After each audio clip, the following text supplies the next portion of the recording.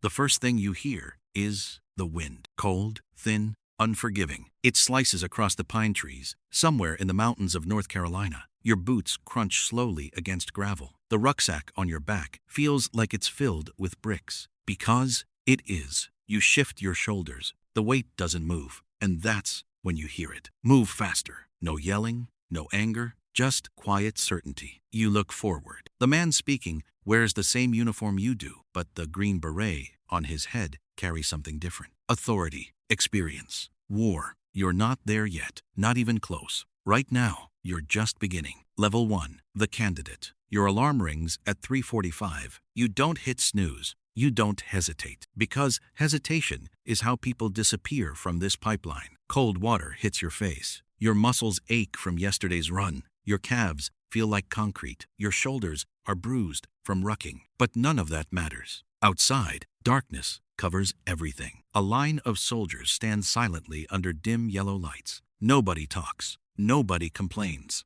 Because everyone here knows something simple. Half of you won't make it. Special Forces assessment and selection isn't about strength. Not really. You begin the ruck march. 45 pounds on your back, 12 miles ahead. Your boots pound dirt trails as the sky slowly shifts from black to gray. The silence is eerie. No instructors shouting, no encouragement, just footsteps and your own thoughts. You start questioning everything. Your breathing grows heavier. Your shoulders burn. Blisters begin forming under your socks. And somewhere around mile 8, you notice something strange. Men are disappearing quietly. One soldier sits by the trail, head down. Another limps toward a medic. One simply stops walking, and nobody helps them. Because this place doesn't care about effort. It cares about results. You keep walking. Your legs shake. Your lungs scream. But you cross the finish line. Barely. You look around. Only a few remain. That's when the instructor finally speaks. Selection isn't over.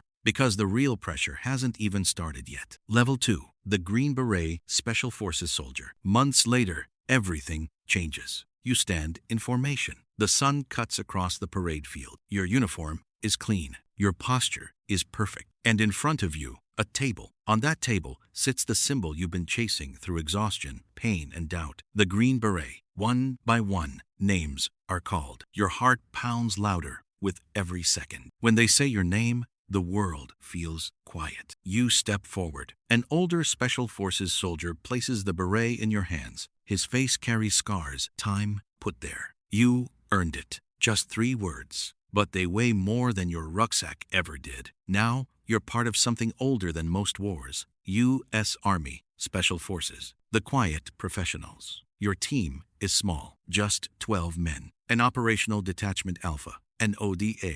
Each man is a specialist. Weapons, communications, medical, engineering, intelligence. Every skill is survival. You deploy sooner than you expected. Dusty airfields, foreign languages you barely understand, mountains where maps stop working. Your job isn't to fight wars alone. It's to build armies, train fighters, work with local forces, sometimes allies, sometimes not. The first time you step into a village meeting, everyone watches you, not with respect, with suspicion, because one wrong move here can start a war or end one. You learn quickly. Watch first, speak later, trust slowly. Because out here, mistakes echo for years. But being a Green Beret soldier is only the beginning. Soon, you're expected to lead. Level 3, Shadow Special Forces Sergeant. Your responsibilities grow heavier. Not just equipment, people. You're now a senior enlisted operator. Your teammates look to you when something breaks, when radios fail, when a partner force gets nervous, when a mission plan falls apart, and it happens more than you expect. One night, your team moves through a mountain valley. No lights, only moonlight. Your radio crackles softly. Something is wrong. A local unit that was supposed to meet you never arrived. You stop.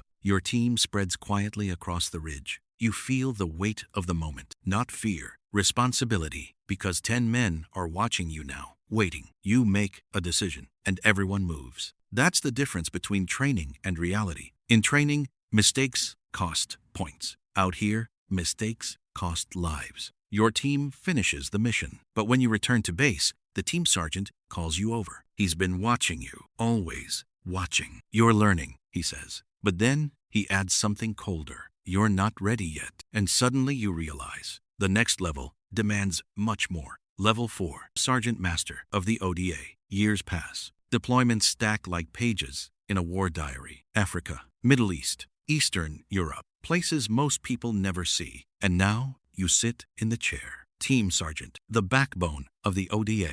Your captain may lead the mission on paper, but everyone knows who keeps the team alive. You. Your job is simple to describe, impossible to master. Train the team, discipline the team, protect the team, and sometimes bury the team. During one operation, your partner force panics under fire. Bullets crack across a dusty street. Your radio fills with chaos. You step into the open, not recklessly, but deliberately, because if you panic, everyone panics. Your voice cuts through the radio, short, controlled, direct. Within seconds, the team reorganizes. Guns reposition. Fire becomes accurate. The fight turns. Later that night, the captain walks over. You kept that from collapsing. You nod, because leadership here doesn't look dramatic. It looks quiet, steady, unshakable. But even team sergeants answer to someone, and the next level changes the battlefield entirely. Level 5, the Detachment Commander. Now, you wear a bar on your chest. You're the captain, the Detachment Commander,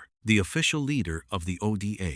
But your first day teaches you something humbling. Your team sergeant has twice your combat experience, maybe 3 times. You don't command through ego, you command through trust. You spend weeks studying the region before deployment. Politics, tribal alliances, language, history. Because Special Forces wars aren't fought only with weapons, they're fought with relationships. You land in a country where tensions are boiling. Your 12-man team is suddenly responsible for training hundreds of partner soldiers. One bad political move could collapse everything. You meet tribal leaders, government officials, militia commanders. Everyone wants something. Everyone hides something. You learn to read faces like maps. During one tense meeting, a local commander leans close. His words are quiet, but the meaning is clear. If you leave, we lose. You realize something chilling. Your team isn't just a military force. You're a stabilizing force. Remove 12 Green Berets, and an entire region could collapse.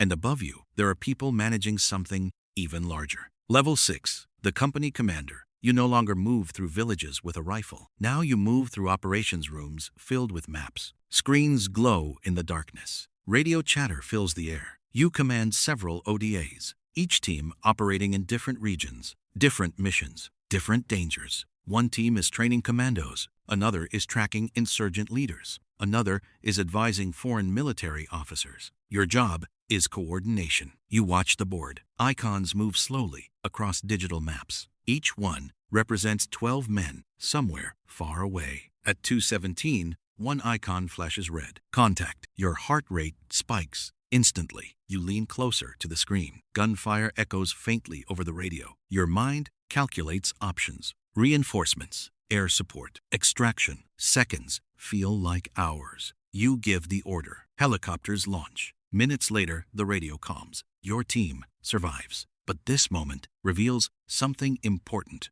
The higher you climb, the more lives depend on your decisions. And the next rank increases that weight even more. Level 7, the Battalion Commander. Now the scale changes completely. Hundreds of Green Berets operate under your command. Across multiple countries, you spend less time in the field, more time studying intelligence reports, satellite images, diplomatic updates. Because the battlefield isn't just physical anymore. It's geopolitical. You meet ambassadors, intelligence directors, foreign generals. Every conversation influences missions happening thousands of miles away. One briefing changes everything. An insurgent network is expanding across 3 borders. ODA teams will be inserted to train resistance fighters. The success of the operation depends on dozens of variables. Local loyalty, weather, politics, timing. You approve the mission. Weeks later, reports begin arriving. Villages stabilized, enemy networks disrupted, local forces empowered. Quiet victories, the kind that never appear in headlines, but they change the direction of entire regions. And then you realize something powerful. The Green Beret journey was never about individual heroics. It was always about influence. Small teams, massive impact. But there's one final truth waiting at the end of the journey, and it changes everything you thought you understood. Because the final level isn't a rank, it's a realization. Level 8, the quiet professional. Years pass. Your uniform slowly fills with ribbons. Your hair carries more gray. Your body remembers every ruck march, every jump, every deployment. You sit in a quiet room after another long day. On the wall, photographs of past teams, men who trained beside you, some retired, some gone forever. The room is silent, and that's when the realization hits you. The world rarely sees what Green Berets actually do. No victory parades, no massive headlines, just quiet operations in forgotten corners of the planet, training soldiers, preventing wars before they start, stopping chaos before it spreads. Your greatest victories are the ones nobody notices, because if the mission worked, nothing exploded, nothing collapsed, nothing made the news. You prevented the storm. And as you remove the Green Beret at the end of the day, you understand the truth behind every rank. Candidate, operator, sergeant, commander, leader. None of it was about power. It was about responsibility. Because the Green Beret isn't just a hat, it's a promise. A promise that somewhere in the world, when things begin to fall apart, 12 quiet professionals will step forward and fix it without needing anyone to know they were ever there.